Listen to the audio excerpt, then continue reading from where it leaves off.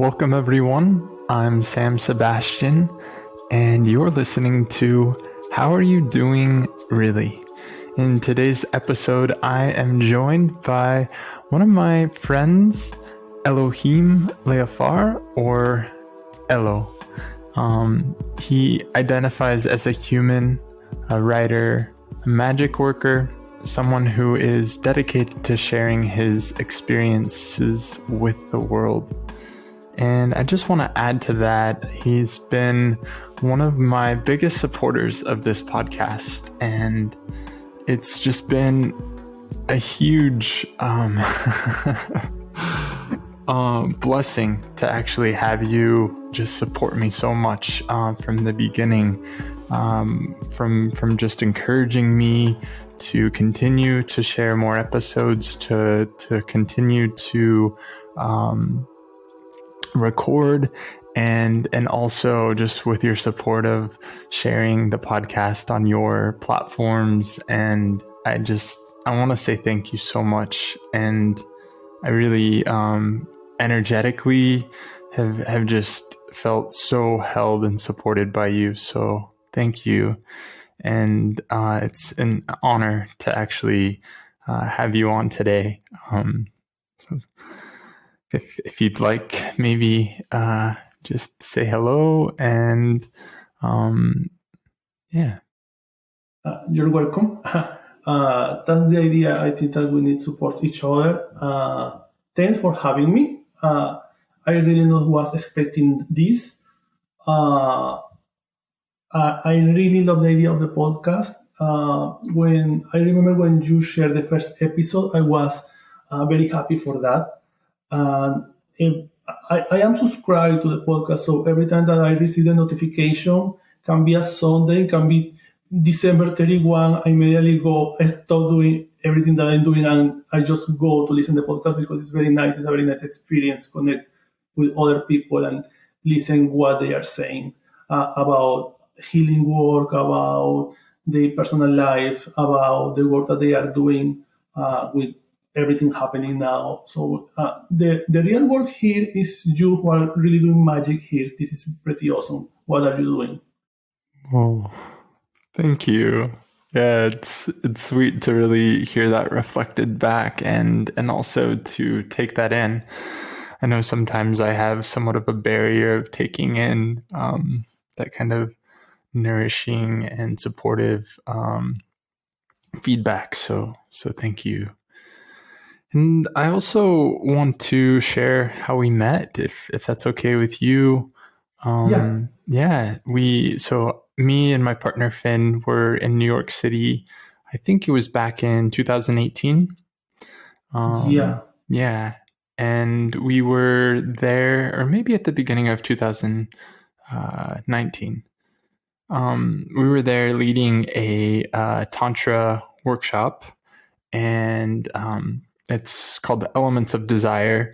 So leading men through a practice of connecting to their sexuality, their life force energy from the different chakras, and relating with one another in that practice. And, one of the things that really struck me about you and your presence while I was there is you just had a very grounded, from what I perceived, sense of being, and just you were you, and there wasn't this trying to be somebody else or put on some kind of performance. It was very much just you, and your heart just was shining forward. And I remember talking to you a little bit throughout the practice. We had both stepped out of the room and just checking in with you, and you were just like, yeah, I'm doing good, and I'm also taking care of myself. And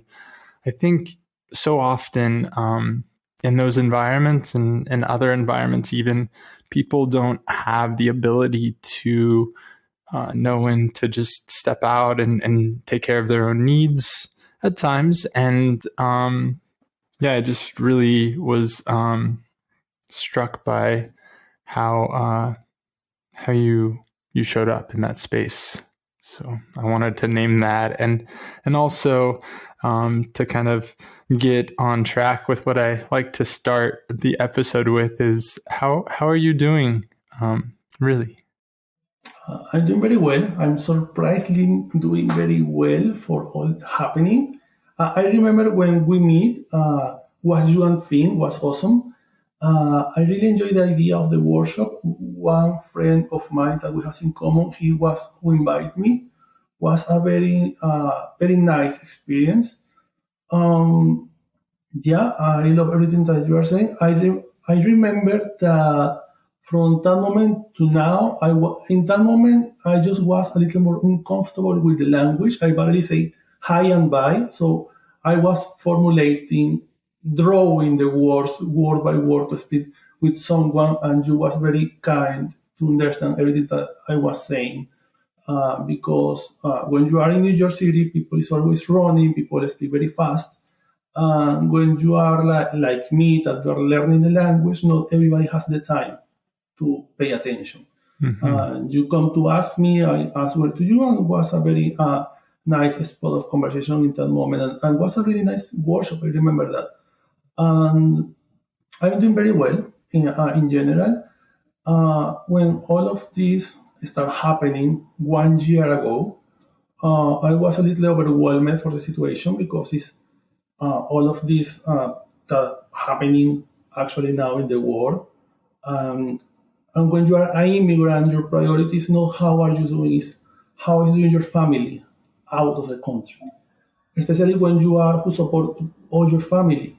So was a terrible moment emotionally, but I think that I survived all of that very well. So every time that someone asks me again, "How are you doing?" I'm really surprised. Like, okay, I'm doing very well. I'm doing better than how I was imagining that I will be doing.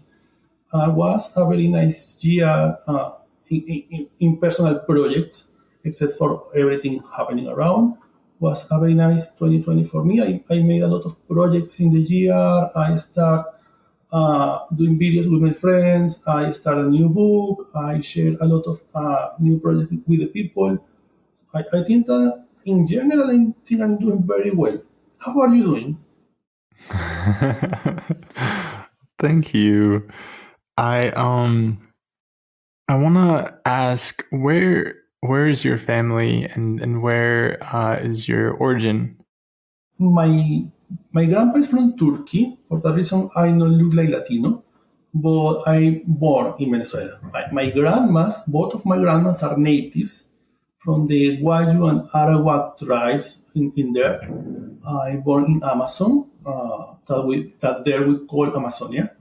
After some age, I moved to the city, to the capital, Caracas, and I come to live in New York 5 years ago with my partner, and we are together here, just two of us. My grandpa raised in Venezuela. I think that was in 1923. I'm not sure. He arrives in there. He buys some properties. He traveled for all Europe because in that moment was a lot of situations happening in the continent. So he go to Venezuela and he meet my grandma. She has many children in that moment from her past marriage. So she married again with him. Has my mom that is actually her 9 children. Wow. That's a lot of Yeah, we are a children. very big family.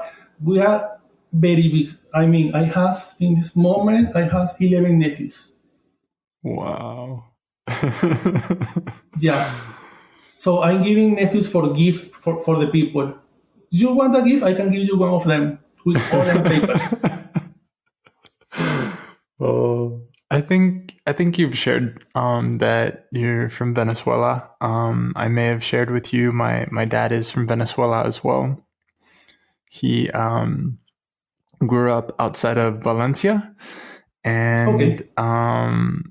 in his 20s was converted. He converted to Mormonism and moved to the Central Valley of California to live with the missionary in the Mormon church that baptized him, and that's how he came to America, and then later met my mother shortly after he had moved here.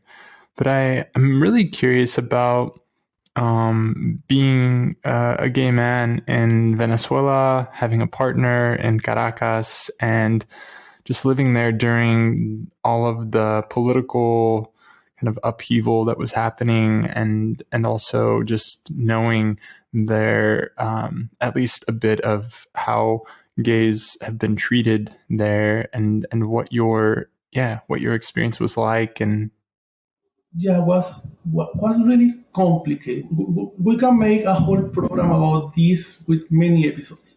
Was a very I don't enjoy use the word, but the real word is was a horrible experience. Because I grew up in these little tribes with other kind of people, uh, more open-minded in some way because the religion for them is something different. They are very open-minded. We moved to the city when I was very child. I was very little with all my sisters. We never had much money, so we grew up in this little apartment with just one room.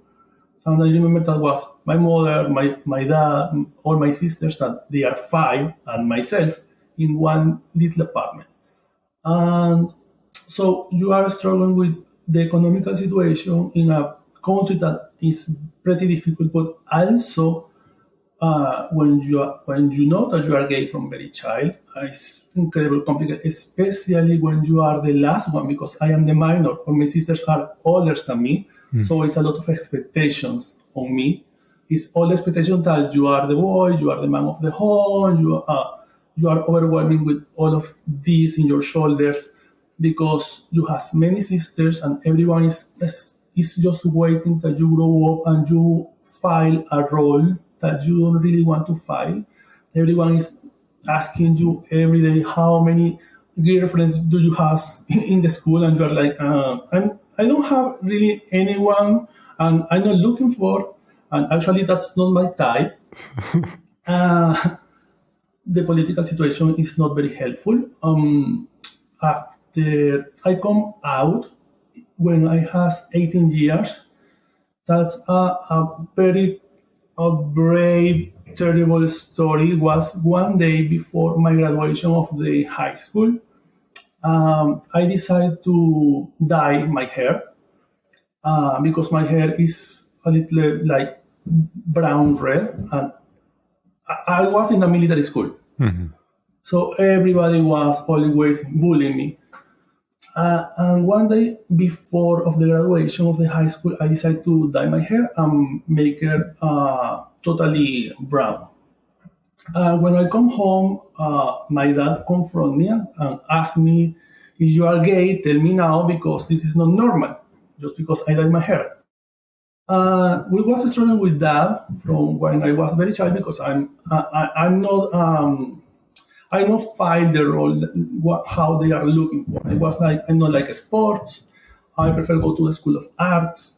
I'm not interested in these kind of things. I never has a girlfriend, so it was very obviously what they was always they have some kind of hope. And that night I say no when he asked me because I was terrified. Because my dad is very a big man, very muscular man, and I was terrified that he can push me or something. So I say no. He come out of the room to speak with the husband of my sister, and I was crying in the room for like half hour, just thinking this is the opportunity, this is the time. If you don't do it now, when you will do it? So after half hour crying, I go out of the room and I say to him, I need to speak with you because the answer is yes. Answer of that you ask me. So he take me to the room. He tell me how disappointed he was about me. He started to speak with my sisters, with my mom, and the next day was my graduation, and that was literally the last day of me leaving that home because they take me out. So I started working, and I looked for a little apartment. I started living with my friends. All the situation in the country was very rude. So was pretty difficult as a boyfriend or be very open around. After that situation, I just started as a terrible relationship with someone, with another man.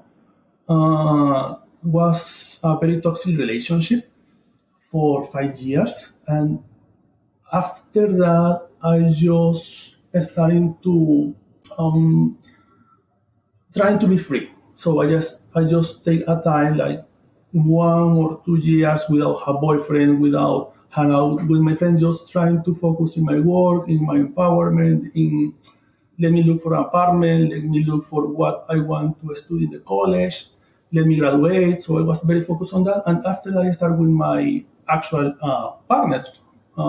Between that time, I has with some boyfriend, but just for little times. Now we are with together. We have like 10 or 11 years together. We don't really remember how much time we have. But yeah, was pretty difficult grow up in there because the level of discrimination in the country is very high.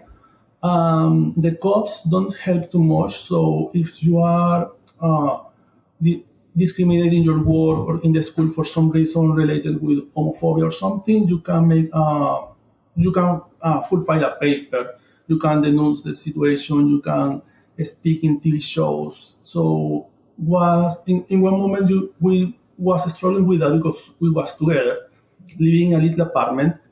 My partner is engineer, so he has a lot of expectations doing his work.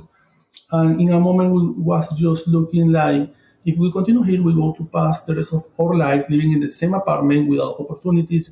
We can be married, so we can share the bank account. So probably we can never go out of these situations. This will be our comfort zone for the rest of our lives.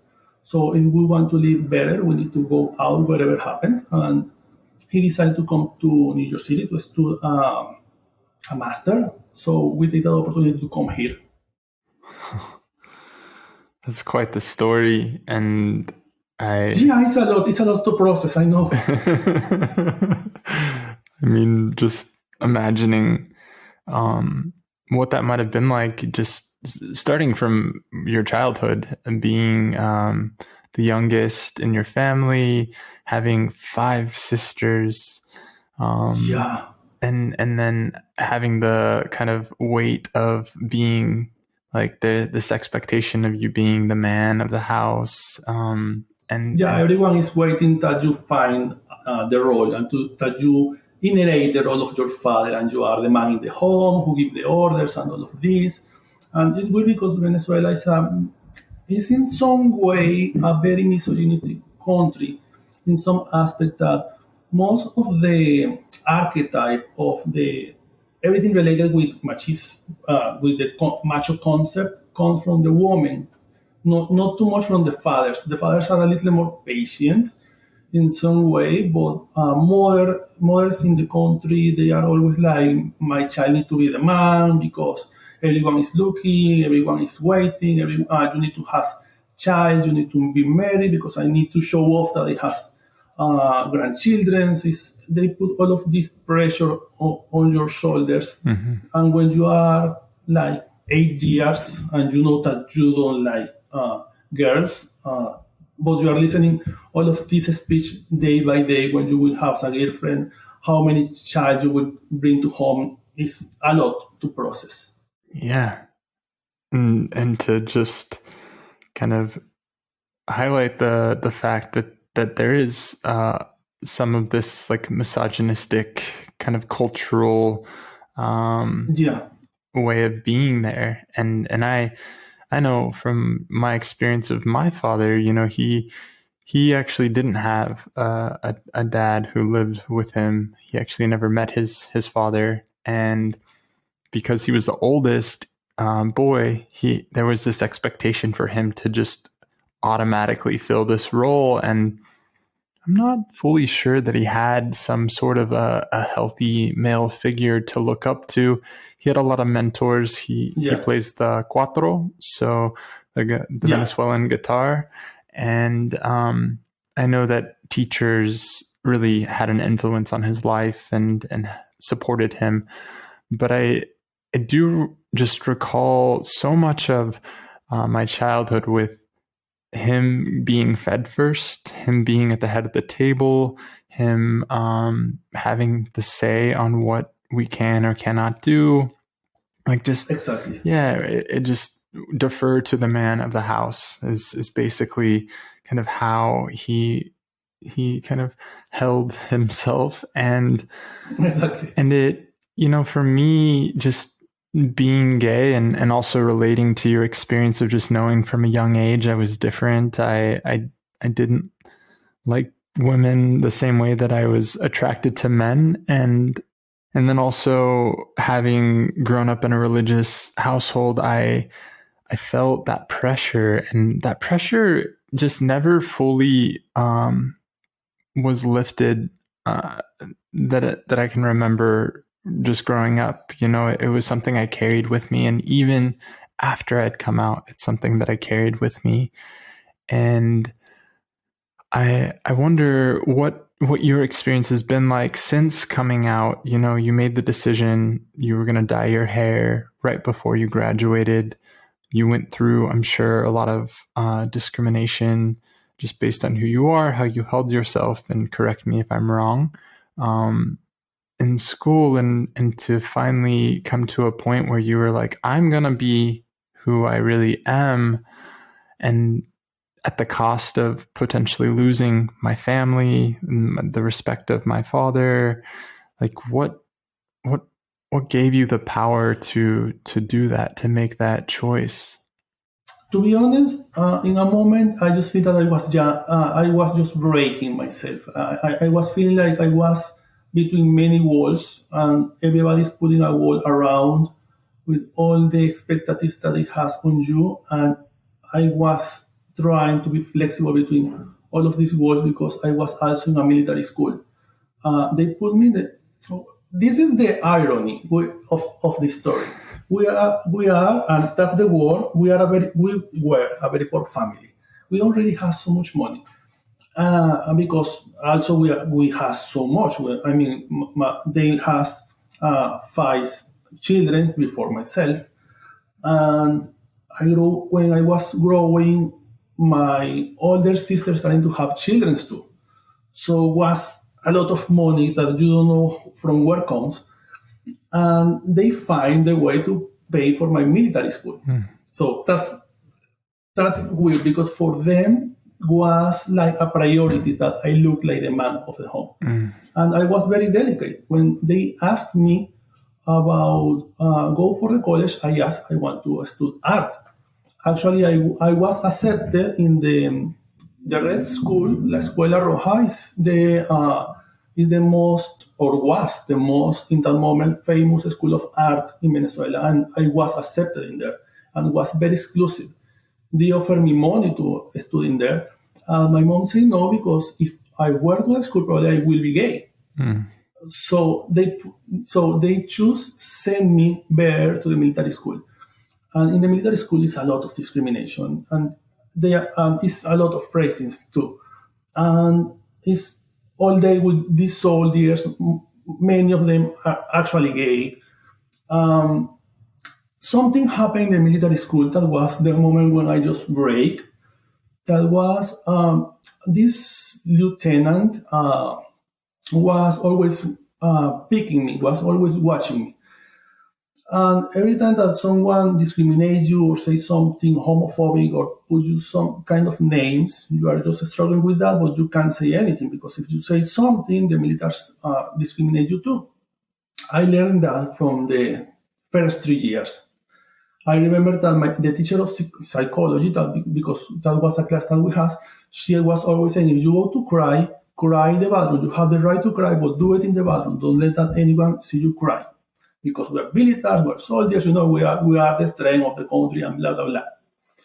And this lieutenant, one time, bring me to his office because I was crying because they was putting names on me in the saloon, and he take me to the office. And this lieutenant was picking me from like for a whole year, and he literally tried to rape me. When this happens, my sister mode was immediately bite him. I bite him so hard in the arm that I make him blood. He was blooding everywhere. Wow. And I go to the when that happens. It's a very long story, but I'm just giving you the short part. When that happens, I just go out of the office running. I left my backpack. I left my hat in there. I just was running out of the school, and everyone, all the teachers and people in the office, was looking at me like, "What happens?" And just was trying to go out of there. In that moment, I think that 15 or 16 years when that happens, and I was just running. When I finally go to home, my mom said, "See that I don't have my backpack, I don't have my hat, I have my uniform looking very, very bad." She just asked me. I tried to say to them what happens, and they just say that I was creating lies to make them put me out of the military school because I was very delicate. Uh, and so after that, they gave me more classes, and they put me in another school for weekends. So I was receiving classes 7 days a week in two different schools just to fulfill the role of the macho man in home. Mm. And after that, when we just has almost graduate, when I was very close to graduate, they finally put me out and they transferred me to a different school. There I was feeling more comfortable. I started to have friends who accept me for who I am, and they was there every time that I need them. But when I was this last week before graduate, everyone in home was speaking about you will be a soldier, you need to study this, we give you all the money that you need to be a soldier because you need to bring some kind of I don't know honor, dignity, or whatever to home because you are the man and you need to have children because all of your sisters has children too, and your cousins and most of your cousins has children too. And is everybody speaking about how you need to rule your life, what they are ruling your life. Everybody is you need to put your hair in this way, you need to dress in this way, you need to work in this way, you can listen this kind of music, you can go to these places, you can have these friends. It's so much, and I was speaking with my friend in that moment. This girl, she was my best friend in that moment, was of my best friends. We was speaking one day, and she literally asked me, "How do you feel?" And because I was crying, and it's not like I'm crying because I am dramatic. It's because I really cry for everything. I am like that, to be honest. But that day I was totally crying all day. And she asked me what happens now. And I say, I feel like I am inside of a little hole and all the walls are coming over me. And I can be more flexible. I literally am breaking. When I say that, she said, you need to be honest with the people because if not, you will be just pieces of you for everybody, but nothing go to see who you really are. And that was 2 days before the graduation. The next day, I dyed my hair because I want to look different in the pictures. And the next day, that night when I come to home and they wash me with the hair, all of this happens. So this situation never stopped. I grow up. I find a different job. I was working in different places. Uh, I finished the school, the university, all of this. But always was the same situation. Every time that I go to visit home is when you will bring a girlfriend, when you will. They just try to make like nothing happens in home, including when they finally knew who was my partner and they knew that I was living with him. They just ignored the situation. When you will be married, when you will be stop playing with that, when you will bring children to home because you are giving a bad name to the family, all of this. So in the end of the story, we don't have a really good relation. But all of this pressure is a combination of different aspects. It's the social aspect in the of the people. Nobody wants that your neighbor know that you have a gay child at home. It's the religious part. It's the family part because they are watching that all your cousins are being married and having children, and you not. You are playing with boys, and it's a lot of pressure. And I think that each one of these aspects was the walls around me coming over, and it was really breaking in that moment. I was in a moment that I was just crying, not eating. I was very sad when they asked me, "Why you go to study in the college?" Was a moment when I was like, I really don't care. I really don't care what happens tomorrow. I really don't care because I was feeling like I really don't have a life. I'm just living for them. And I think that was that moment when I finally find that strength to say, okay, I'm gay. I don't care what happens. I'm gay. So I just feel like if you don't do it now, you will literally, like my friend said, you will be just pieces for everyone. So this is a piece of Elohim for you. This is a piece of Elohim for you, but nobody really knows who is Elohim. Just hearing about your experience of being in school and having that lieutenant try and rape you, I'm just so grateful that there was some part of you that was able to escape and to instinctively get yourself out of the situation before anything further was able to happen. And I just imagine there's just that experience being really traumatic to go through, and to have your parents not believe you, as if you're telling lies to get out of school, and to not even consider that this may have happened. And there's a part of me that just wants to hold that 16-year-old you and just be like, oh, I'm so sorry that had to happen. Yeah, to be honest, I don't speak about it for like 10 years after that happens. I just started to speak about it like 4 or no more like 6 or 7 years ago when when finally my partner was asking me something about the military school. He knows that I always have some kind of allergy to soldiers. When I see people in uniform, I just like I have a reaction. So one day we was in the bus, and some soldiers comes and he look at me having this reaction, and I always say to him, it's the trigger. It's the trigger in there.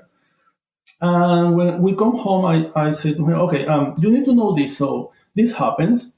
So I had this traumatic experience. This happens that time. So I never speak about it before. So you need to know this just in case. And after that, I was in a relationship with a terrible person too. So you need to know all of these parts of me because I have many triggers and I'm working on in all of these at the same time, and you need to know all of that. So you one day just look at me and I'm totally in silence in the couch watching TV and I don't want to speak, is because someone just touched the trigger. It's just that. And to have your friend who really like heard you, that listened when you were telling her about the experience of just feeling like you're in this hole and everything was just kind of caving in on you, and she just encouraged you to not live for other people's expectations. Just seems like an angel of sorts who's kind of there in your life. Yeah, she's. And to also come to a point in realization around being able to acknowledge that past experience of when you were 16, and to be able to communicate that with people you're in relationship with. It's really vulnerable, and I imagine just I hope that they were able to, the ones that you shared that with, were able to just hold you in that, and not judge you or make you wrong for anything, and just love you. And I wonder, with your experience of finally being in this relationship that you're currently in, and from what I gather, doing the work that you're doing on yourself, like, do you envision, and maybe you've already started to do this, but kind of reconciling your relationships, repairing your relationships with your family? Maybe you have pretty solid relationships with some of your sisters. I'm curious how that is. With the time, I just accept, because everyone says, and we have this social speech, that you need to be able to be there always for your family and everything for the family and always about the family. And in some part of the way, I was just asking myself, what really is family? Also, the person who live with you and you don't really know what is the reason why they are there. It's like, this is coincidence. This is a lesson of the universe that they put these persons around. So I have some communication with two of my sisters, and I speak sometimes with my dad, but we never speak about these kind of things. Everybody just do like, oh, they speak with my nephews, like, okay, you have an uncle in the United States who will be calling sometimes, so you just take the phone and speak with him. It's practically that. I have a very good relation with my nephews. Actually, two of my nephews are autists, and I have the better relationship ever with them. We are practically brothers. But except for them, I don't really have much, very much deep in the relation with my family. So with the time, I just accept that not all the people that is in your life need to be there. Some people is there to love you. Some people just not. Sometimes you have like the responsibility to show the people how they need to learn how to love, but you can't obligate or pressure the people to be like you. So the fact that I am the person who I am, this don't give me the right to come to say, okay, you need to love me just because I'm not. I'm not. I just accept that some people is different, and everybody has their own situations in their life, and I need to respect that they has probably their own triggers in their life. So they has I accepted in some way the same pressure that I has growing with all of this inside. Probably they have some pressure too from the society, because all society is watching you, especially in a country like Venezuela. In Venezuela, when you say, because I see this scenario many times, when you say that you are gay, everybody immediately assumes that something wrong happens in home.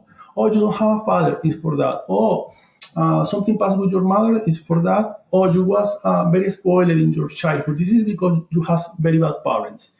So it's for that. It's for that you are gay. This is the speech that everybody says. So I just accept that they are different people from a different age, in some way from different worlds. Literally, the one connection that we have is religious. It's just for or magic or things about magical traditions, and that this is the one relation that we have, and just that. Mm-hmm. And I imagine your experiences in your life have really shaped who you are now and the work that you do. And I'm curious, what kind of got you into becoming a magic worker and kind of exploring that realm? Uh, I, the first years of my life was between people who work with these cacao ceremonies, ayahuasca ceremonies, tobacco ceremonies. I have some background from there in my mind. I try to remember my childhood. I just remember these goods, the people crafting the herbs. Tourists pay lots of money for these therapies, because they really help them in some way. When we moved to the city, my mom, she always was in this in some way magical path. because she has a auntie. This auntie about everyone speaking family was this. They describe her like some kind of fairy. This is auntie. This is they have pictures of her. She traveled around the world. She speaks so many languages. She read the tarot cards. She make magic. She make potions. She has so many lovers, and everyone speak about her so much. And my mom grew up with her, so my mom learned one of or two things in a moment when my mom was very sick, when I was very child, she was sick. She was incredibly sick, and we never knew what really she has. She go with the doctor, and she go with another doctor, with a neuroscientist. She traveled to Colombia. She traveled to many countries trying to know what she really has, and no one's really know what she has. One day she visited the tombs. This is a story. She visited the tombs of her auntie, bring some flowers. She's starting to drink with her. Um, she is starting to remember some recipes from the auntie. Okay, you need to make these dried herbs with infusion with this honey or milk or something, and you need to try this and visit this person. So she is starting to go very deep in this path, and she's starting to be initiated in different magical paths. She was initiated in Venezuelan spiritualism. She was initiated in candomblé. She was initiated in palomayombe. She was initiated in lukumi. She was initiated in everything that was in her hands. And she comes in a very well-known, powerful person in some way. She has many clients. And in all my sister was working in that path too. I was there. I was learning all of that, and I always knew things. I always the apartment is some kind of magical place. When people comes to the apartment of my mom, is always so many stories about ghosts and things that the people see. And I grew up with that, so for me it was a little natural. No was something forced. No was something really discovered. It was something that I just give for granted because it was there. I grew up with these books. I read many of them. When I was like 12 or 13, because I remember I was my first years in the military school, I was starting to read the tarot cards. And after that, I started with the spell casting and this kind of work. And when my mom knew, when she discovered that I was doing so many things, she tried to put me to her to be like her assistant in this thing. So I was traveling with them to these places in Venezuela, like the Butterfly River. La Mariposa is a magical place that we have in Venezuela, or the Sorte Mountain in Yaracuy. These are very popular places for witches who travel around the world to visit these places. And I was meeting all of these amazing people, clairvoyants, psychics, witches, magicians, santeros, spiritualists, many priests from different religions. So I learned things from them. And when I come to the United States, this continued being my background because I never presented with the people like, okay, I stood publicist, I stood marketing or nothing like that. It was always a magic worker. And I always giving recipes to my friends. My I have many teachers in the school who after my fathers take me out of home, I started to have a very good relationship with the teachers of the military school who know what soldiers, the civilians. I started to have a very good relation with them. The teacher of maths, the teacher of history, they come to my little apartment to receive readings. They continue being very good clients. They come very often, and with the time, they just starting to speaking with their friends. In a moment, I just stopped working in a normal, typical job because I have so many clients that I starting to just be able to keep my things going with that. So that's what's my work in that moment, and this continue being my work in this moment. And it sounds like your aunt and your mom had a big influence on you coming into this work, you know. And it's kind of I think it's ironic that your mom also wanted you to be Yeah, the the assistant. Yeah, man, yeah, and then also her assistant, and there's obviously some sort of like imagine in her, like her seeing your gifts, and also sitting with this idea of what the man of the family should look like, but also holding this as a gifted yeah. person who It's a little weird situation about religion because my family practice these Afro-Caribbean religions. Is everyone is initiated in Candomblé, in Umbanda, in Lukumi, in some of these paths. And these religions, these Afro-Caribbean religions, they has a tendency to be all the power for the men. So ironically, in home, it's like you need to fulfill this role. You need to be the macho man in home because you are the man of the home. But at the same time, from the perspective of the religion, they was like proud that I was in the war.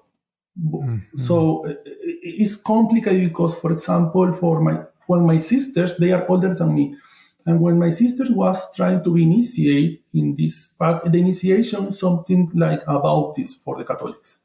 Is Mm-hmm. if you are not initiated, you are not a recognizable person in the path. And when my sister was like 30 years and they want to be initiated in the path, they can't because all of these religions for rule say that the man of the brother need to be initiated before because they are women. So their rights are below my rights. So like like like like I say, is they have expectations on you, but when it's about religion, they was like proud in some way because when they made these meetings to celebrate the Sabbaths or something, was like, oh, Elohim is yeah, he was initiated, he was very good in the initiation, he's amazing, he did the tarot card better than me, and they were so was complicated for me as a dad because when they are in a conversation about witchcraft, magic, esotericism, and astrology, it's like, oh yeah, he's awesome. But in home, really inside in home, no was like that. Was another reality. In the moment that they Mm-hmm. just cross the door, was they just shift the personality. Mm. Yeah, and it just seems so complex and kind of confusing to kind of be in that situation, feeling celebrated and honored, and looked up to in some ways, and then when that shift happened, feeling like, whoa, where did that Yeah, go and why? yeah. I remember one time in a conversation they was speaking about how proud they was about me. And I was speaking with the priest, who is in some way the grandparent of my mom. And they was speaking about, yeah, he was initiated, now he will be in the initiation of her sisters. We are so proud of him because he's very good. And he made all of this, yeah, he made all of that. Oh, so we are now waiting that he is starting to have so many girlfriends and he will bring so many childs to home and all of them will be so awesome like him. So, and all of this conversation was in public. Mm. And it was like, okay, this note was really good for me. And when they come home was okay. You have a girlfriend when you will have it. When we will know your girlfriend, who is your girlfriend? It was like I never has a girlfriend. I don't have one. Why not? I think that is for very obvious reasons. And they was like, okay, we need to look for a girlfriend for you. So they just delete everything that I Yeah, say and they just accept the little parts that was more convenient for the conversation. like there's maybe some denial Exactly. in seeing who you really are. I wanted to maybe just have you share a little bit about your book that you've written, if you're open to doing that, with the listeners. Okay. I write my new book. It's coming out in July. It's Manifestation Magic. It's nothing very deep like this conversation for real. It's a little more superficial than that. Manifestation Magic is the ninth book that I write, and it's this five or six book that someone published, that a publisher take. Comes out in July. It's a book about the mindset of the money. Is when it's about magic and sorcery, we have many taboos in society about the money, about money is bad, money is wrong, being abundant is wrong, you can have money, money is the evil, money corrupt the people. We have all of these taboos in our minds. And I grew up like many people with these taboos in my mind. If you have so much money, you will be a grown people, you will be the devil. I remember that in Venezuela and also in Colombia and in Argentina, I was in Argentina one time, people has this quote that they always repeat over and over to the children. It's better be humble and has dignity that has money. You don't need money in your life. So we grow up with that system of beliefs in our minds. And this is like, imagine that you have a lover and you say every day to this lover who are there for you, I don't really need you. I don't really want you. You are bad for me. So if love is expression of energy, it's a manifestation of your inner love in their lives. You manifest this love that you have in the way of a lover that you bring to your life.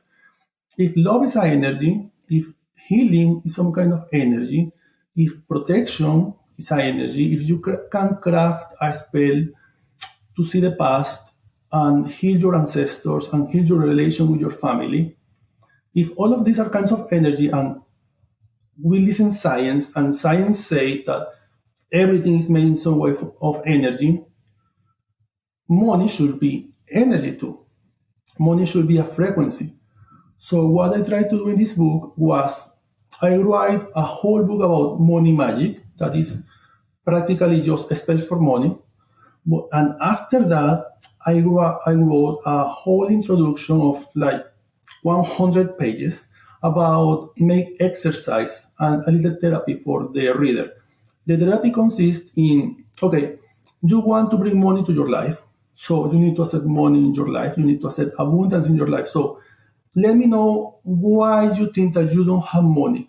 Because many times I have clients for experience who come to my home looking space because I am in the same job for the last 10 years and I continue receiving the same money. And I am the most experienced person in there. Or I'm not doing so much money, and or I have clients who has many places, many locals, restaurants, theaters, I don't know, things here in New York City, and they are struggling with money. So it's like how a regular random person in the street who keep a normal job and make like $500 a week is happier than you that are making so much money, and you should be living with some literal calm in your life because yeah, money don't with money you can't buy happiness, but money helps you to buy some calm while you are looking for the happiness. So I make some exercise in the book.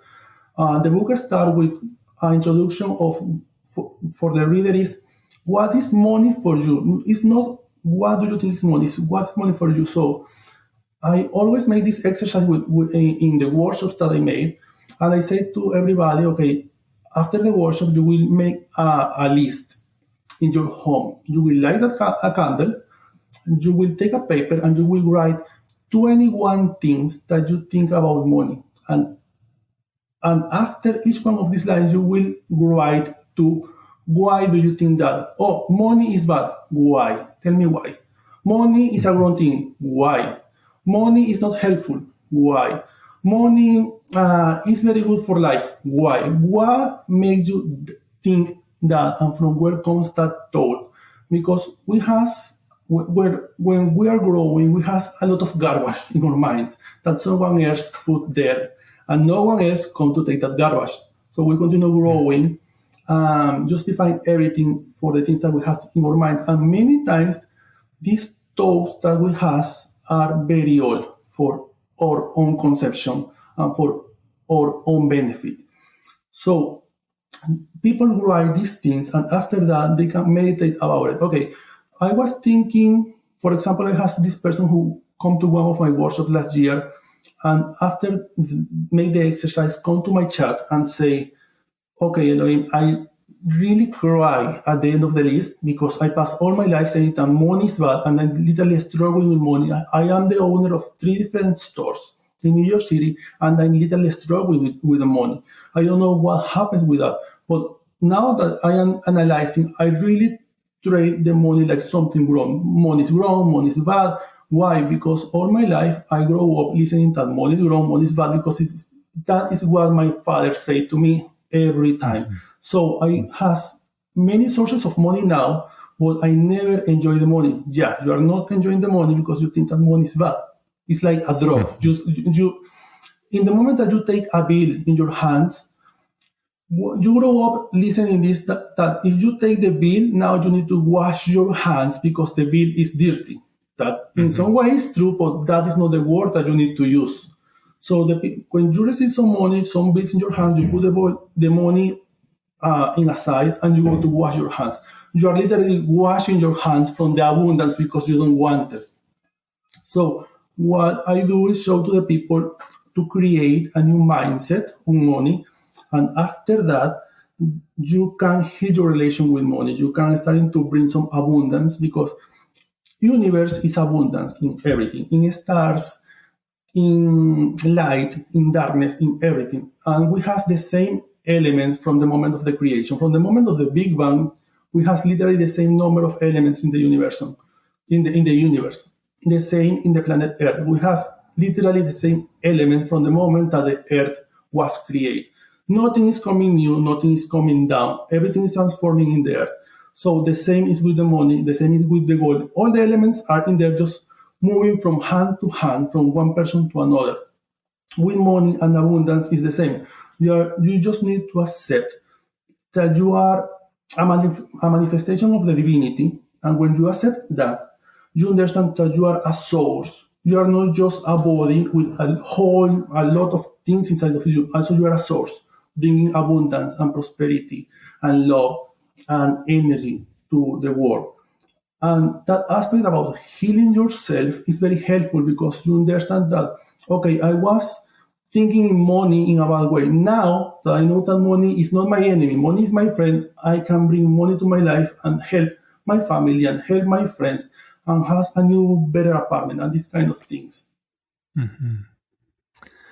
Yeah, I think I hear you talking about like really looking at what our beliefs are around our relationship with money and getting to the core of what the beliefs are and finding ways to shift that so that we can have a healthier relationship with it, not have these beliefs that it's bad or dirty or we don't deserve it. And I'm excited to learn more about that. I'll share my own just relationship with money has been somewhat challenging. I feel like also growing up in a household where, at times my parents had a pretty decent amount of money coming in. And I think I picked up on their kind of relationship with money, their belief systems. And my mom was very good about budgeting. And my dad kind of had this mindset of, well, if I have it, I'll spend it and more is going to come. And it's interesting to kind of have both of those on my shoulder. Like I think about my mom who's like, let's budget, let's think ahead, let's plan, let's save. And then I have my dad who's just like, oh, I got all this money, I'm going to spend it. And I, from a young age had experiences of when I got kicked out of the house using credit cards and then getting myself into credit card debt. And for years, not paying that off and eventually reaching a point where I was like, I'm going to address this. Like I want to be in right relationship with the creditors and myself and start to work on healing my relationship with money. And, I got to a really good place where I paid off my debt. I started to build up my credit again. And a couple of years ago, found myself again in another situation where I got myself into a lot of debt. And about a year ago was just at this point where I was like, how am I going to pay this off? The interest just keeps building and building. And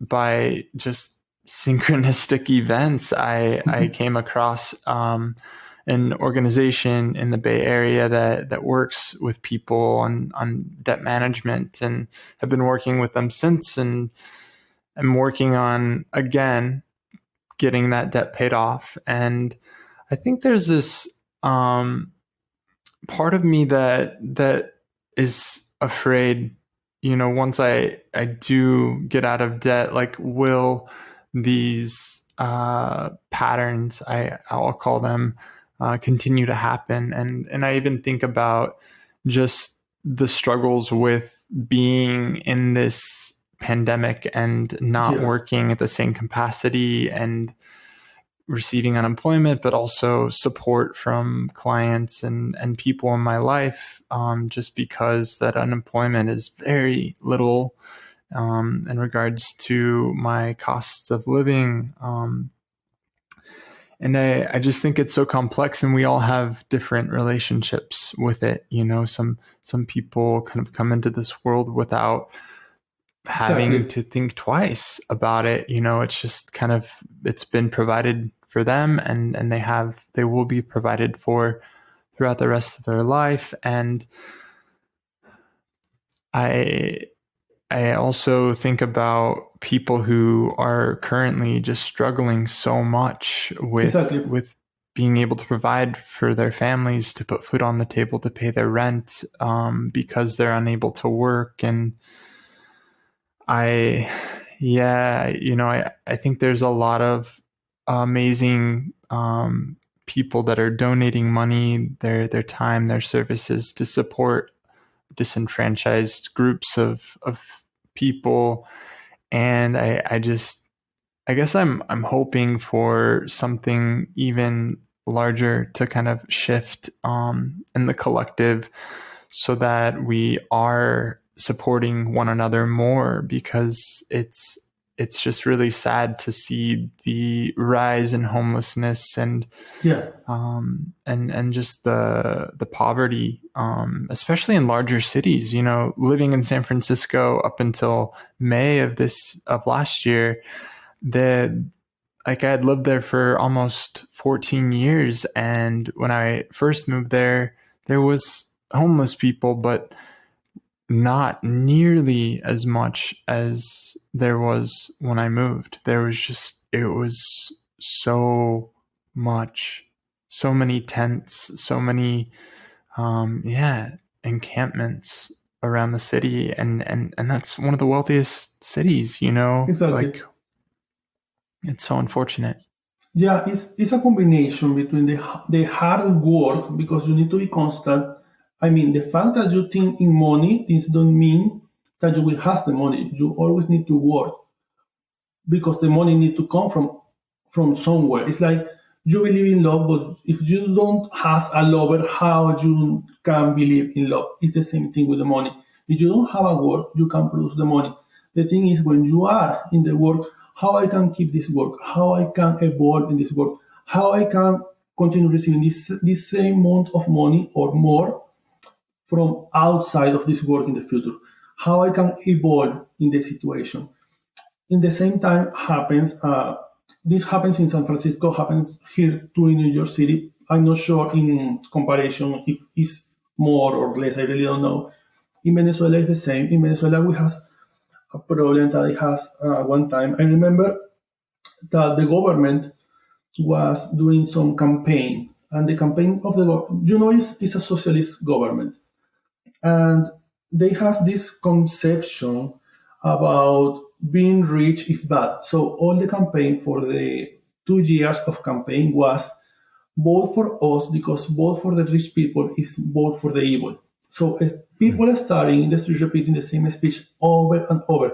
In a moment, they started to teach this in the schools, in the public schools. So you see all these children repeating over and over, yeah, we don't need money in life because money is for bad people.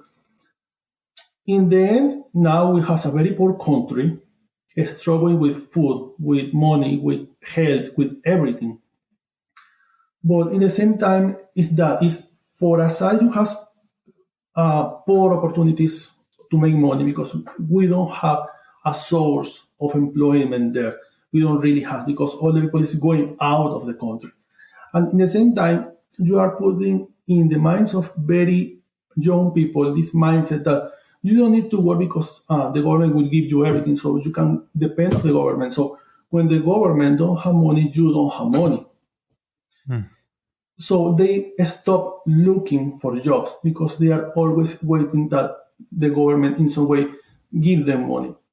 Here in the United States, the situation is pretty different because here is a lot of opportunities. The difference is that to reach these opportunities, they are incredibly exigent. And sometimes, and I am immigrant and I admit that, sometimes they don't see equally the way how give these opportunities to your own people. They prefer to give the opportunities to people from outside. And this is very complicated because your focus, this is more political, sorry, but the focus should be, okay, if my family is not doing well, I can help other family. And the government here is a little more cold. It's like, we need to have the better people for this, so we try to bring people from outside, and we don't really care if the people are staying in the streets. Is that, essentially. But this was political. It does not have anything to do here. Well, I want to say thank you so much for just sharing such personal experiences throughout our time together, and sharing about your work and your new book that's going to be coming out in July. And I wanted to just ask you if there's any last kind of thing you want to leave the listeners with. Please be safe and stay well. Please try to stay warm in your home. Please try to be supportive with everyone, especially with your friends and your family in every project that they are doing or trying to create. Because if we don't support each other, who will do it? So try to be how supportive you can. Try to share podcasts, books, music from your friends that they are trying to create something new, because the world belongs to the people who really believe in other people. The world don't belong to people who are just thinking on them every time. Such wise words. Thank you. I have my moments. We all do.